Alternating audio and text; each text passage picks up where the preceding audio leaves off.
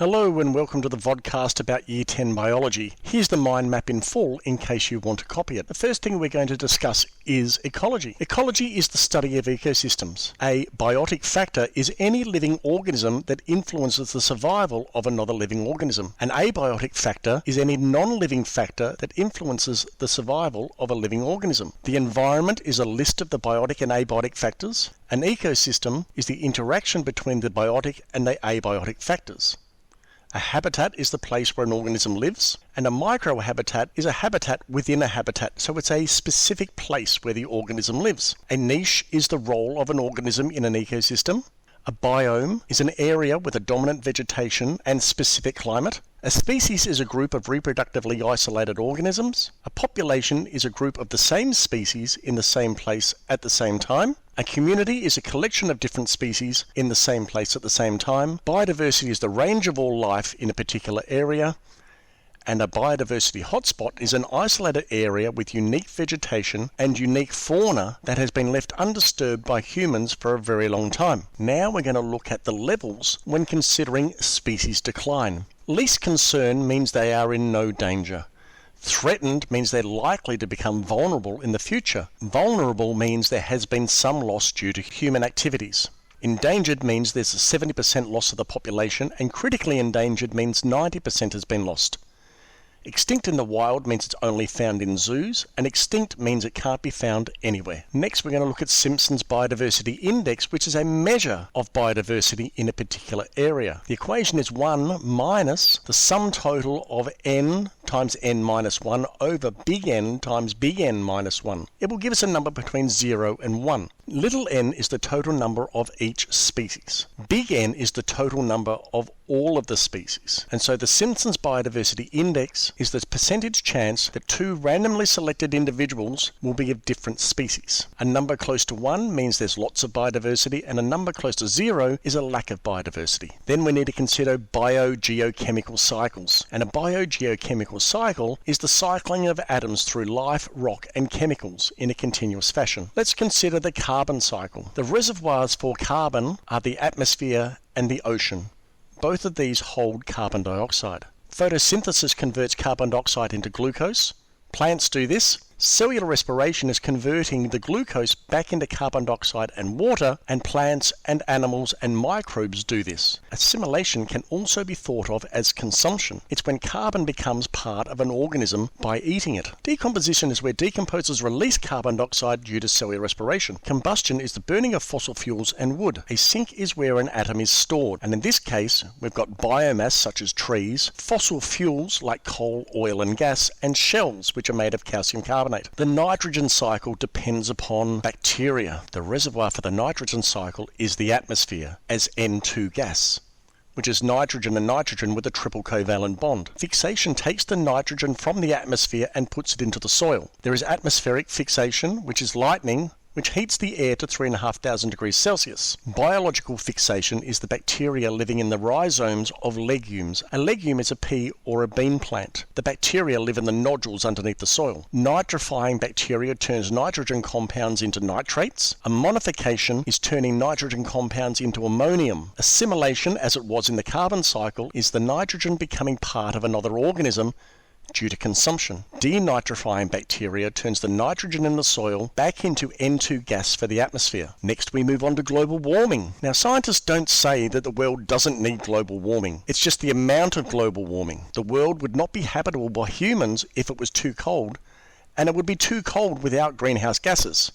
The problem is accelerated global warming due to humans. Humans have burnt fossil fuels since the Industrial Revolution, which was in about 1760. The biggest problem has occurred since 1975, where the atmosphere can no longer soak up any more carbon dioxide without temperature increases. In the Industrial Revolution, humans started burning coal, oil and gas to release greenhouse gases. The greenhouse gases absorb and store heat. They become a thermal sink. And there are 4 greenhouse gases: carbon dioxide, which is CO2, nitrous oxide, which is NO2, methane, which is CH4, and water, which is H2O. A rise in the heat storage in the atmosphere has many side effects.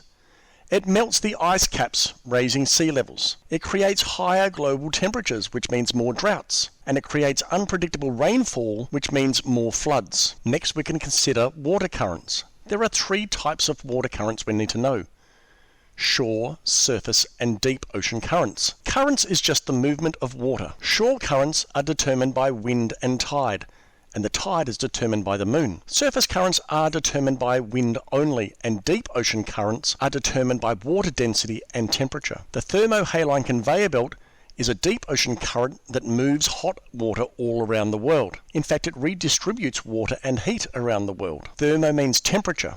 Haline means salinity. As water heats up, the volume expands, and we call this thermal expansion. As it expands, the density decreases. As the density decreases, it gets lighter, and so it rises. Haline means salinity. As the water is removed, the salinity increases. This is because ice is made of pure water, leaving the salt behind. As the salinity increases, the density increases.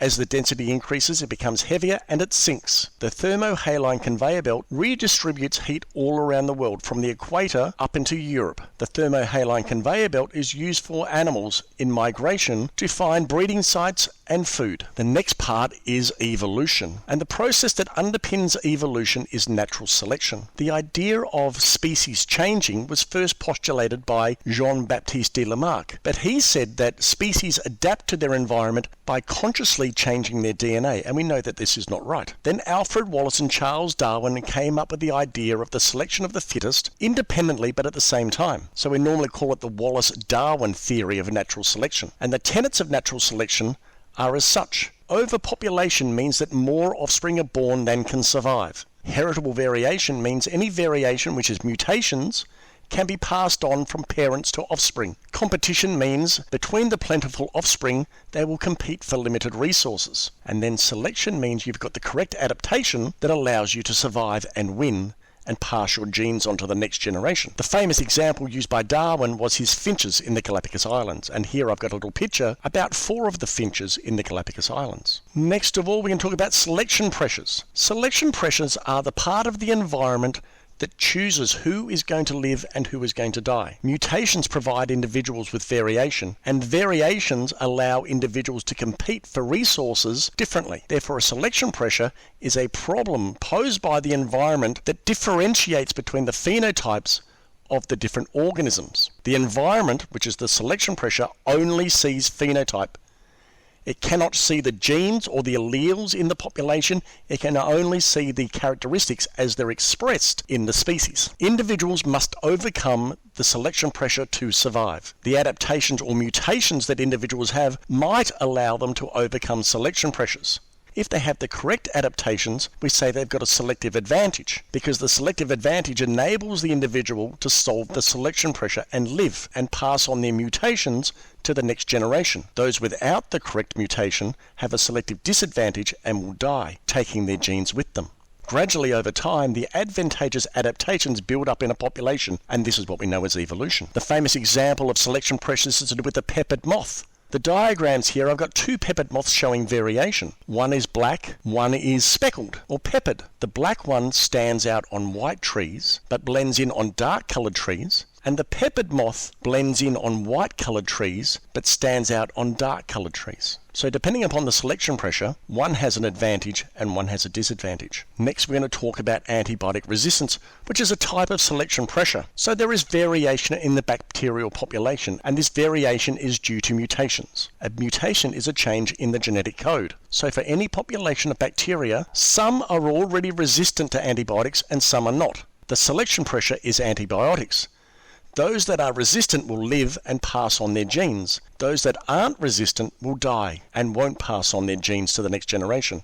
The next generation will only have the DNA of those that reproduce, being the ones that are resistant. So all subsequent generations will now be antibiotic resistant. Antibiotic resistant bacteria can pass on their DNA to bacteria that aren't resistant, and we call this process conjugation. So the diagram here shows that the selection pressure, being antibiotics, weeds out the ones with a selective disadvantage. Those ones with the selective disadvantage don't have the mutation that allows them to solve the selection pressure, which means they're not resistant to antibiotics and they die. Therefore, the only ones that live are the ones that are resistant, and seeing as they are the ones that reproduce, they pass on their genes to the next generation, and all subsequent generations are now antibiotic resistant. Speciation is the process of creating a new species. And what we're going to talk about here is a specific type called allopatric speciation. As I read through it, look at the diagram that's in green with a bit of blue. So there's an original population with variation. The variation is due to mutations. The original population is separated by a geographical barrier. A geographical barrier physically separates two populations, and the easiest one to remember is a mountain range. On both sides of the barrier there are different environments. Those in each of the populations must compete against each other for the different selection pressures. Now, if you've got different selection pressures, you've got different selective advantages. So there are different solutions to the different selection pressures. On either side of that geographical barrier, those that have the selective advantage will live, and those with the selective advantage will die. But given that there's a different selective advantage on each side, different mutations build up on each side of the barrier. Those that live pass on their DNA to the next generation. Over generations, the different mutations build up, and after millions of years, if two individuals from the two different populations come back together, they will not be able to interbreed because they have accumulated too many different mutations.